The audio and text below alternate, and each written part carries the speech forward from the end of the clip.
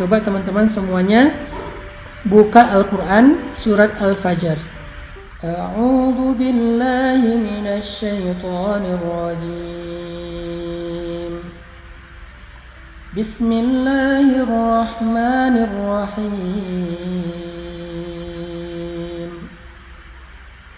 Wal fajr wa layalin 'ashr wasyaf'i wal watr wal laili idza yasr hal fi dzalika qasamun lidhi hijr alam tara kayfa fa'ala rabbuka bi'ad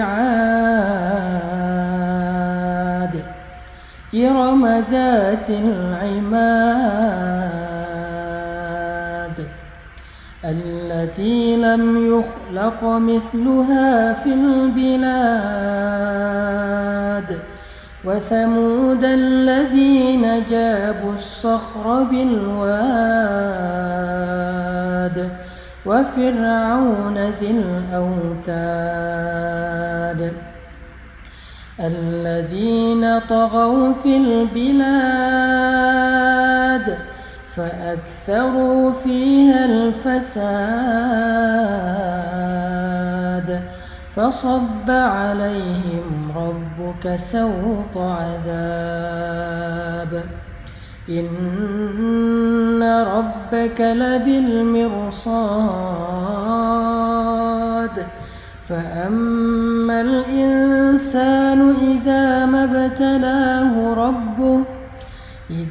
ابتلاه ربه فأكرمه ونعمه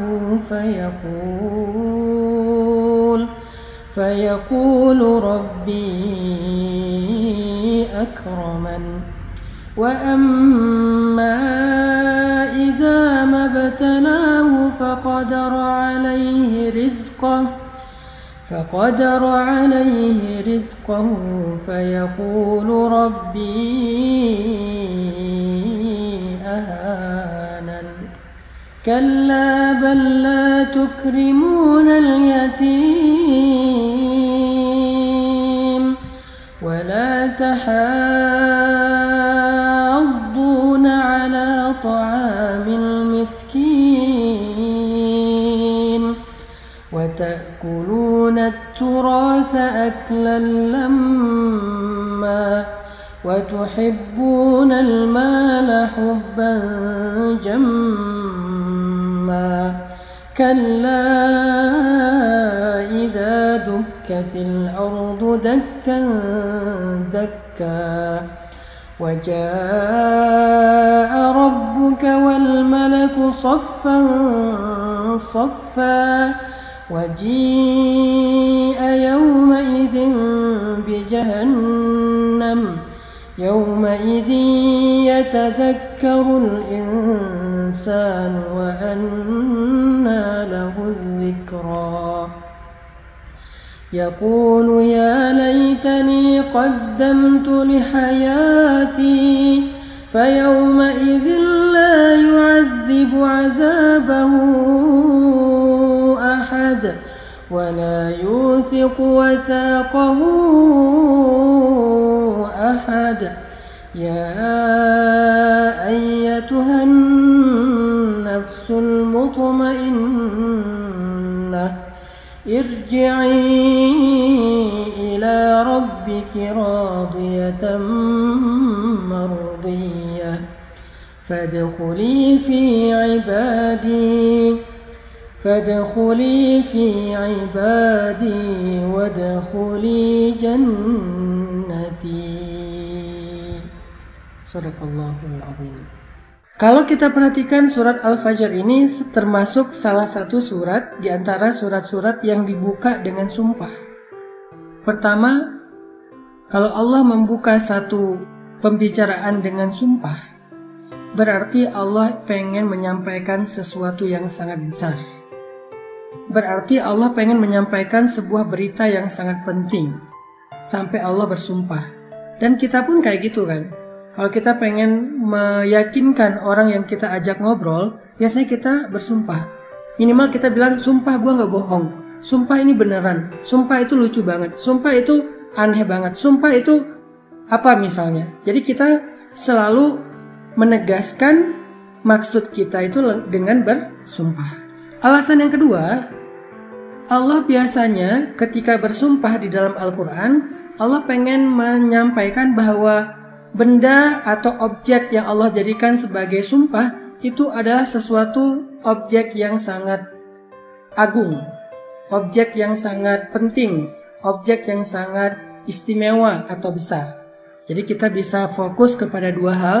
Pertama kepada sumpahnya, kedua kepada berita setelah sumpah tersebut. Nah, kalau kita melihat di dalam surat Al-Fajr, Allah bersumpah salah satunya di ayat kedua dengan kalimat walayalin ashar. Dan demi malam-malam yang 10. Demi malam-malam yang 10. Apa maksud dari malam-malam yang 10 ini? Maksudnya, kata para ulama tafsir, malam yang 10 ini adalah malam 10 pertama dari bulan Zulhijjah. Nah, dalam 10 malam pertama bulan Zulhijjah ini, Allah gunakan sebagai waktu untuk Allah bersumpah dengannya. Kenapa? Menunjukkan bahwa 10 malam pertama dari bulan Zulhijjah ini adalah malam-malam yang sangat istimewa.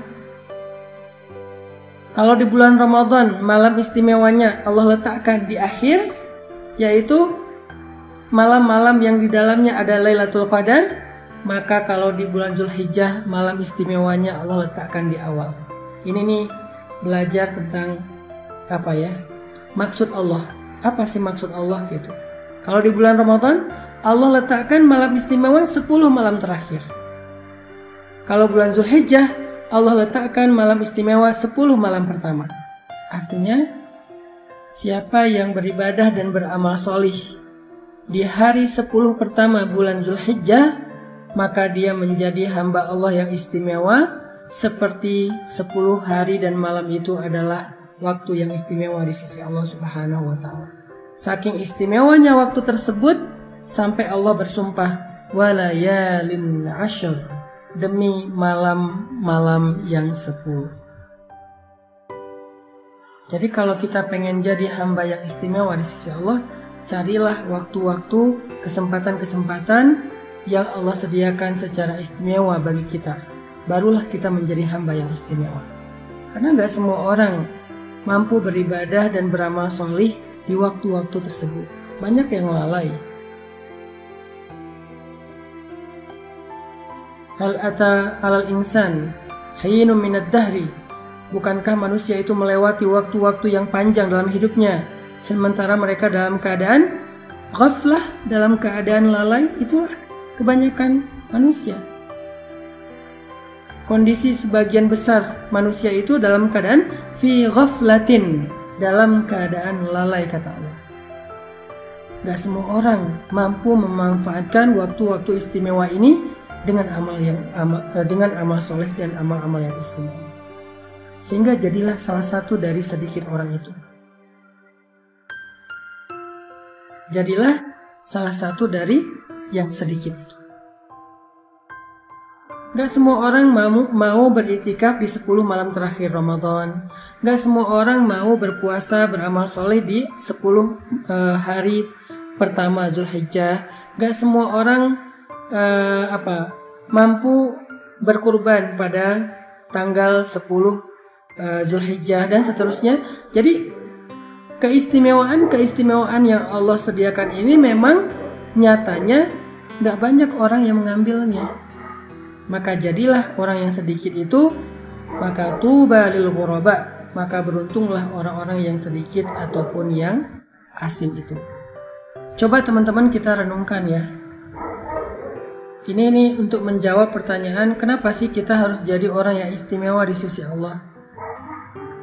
Coba teman-teman renungkan kisah ketika Nabi menceraikan Hafsah radhiyallahu anha, istri Nabi, yaitu anaknya Umar bin Khattab. Coba teman-teman renungkan ketika Nabi menceraikan Hafsah. Terjadi sesuatu di rumah tangga Nabi antara Nabi dengan Hafsah, sehingga akhirnya Nabi menceraikan Hafsah radhiyallahu anha.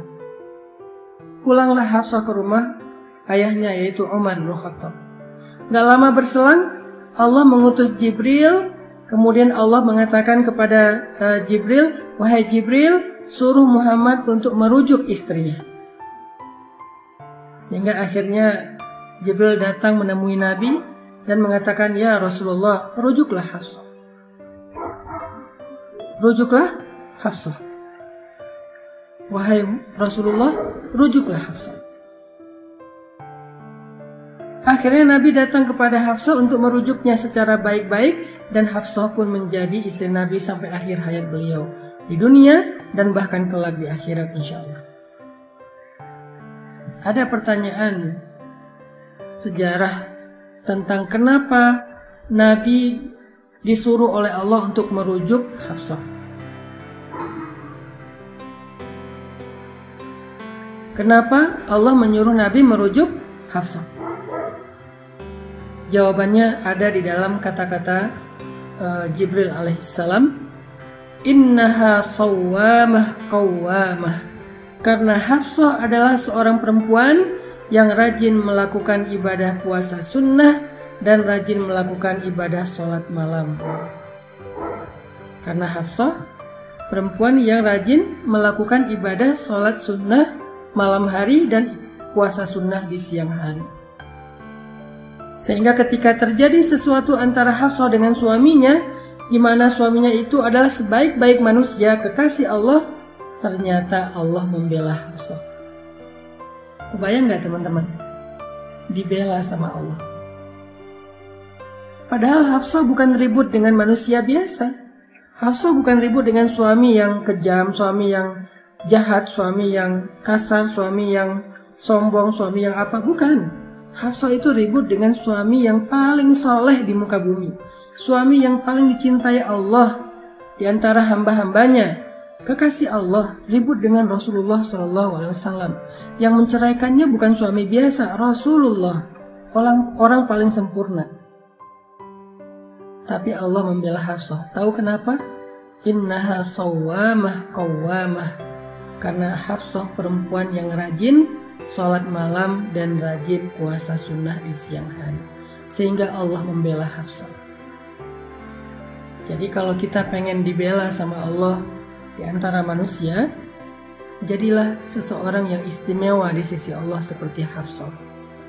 Dan untuk menjadi orang yang istimewa di sisi Allah itu, manfaatkanlah waktu-waktu istimewa yang sudah Allah sediakan bagi kita. Salah satunya adalah walayalin ashar, malam-malam 10 dari bulan Zulhijjah yang sekarang kita sedang berada di dalamnya.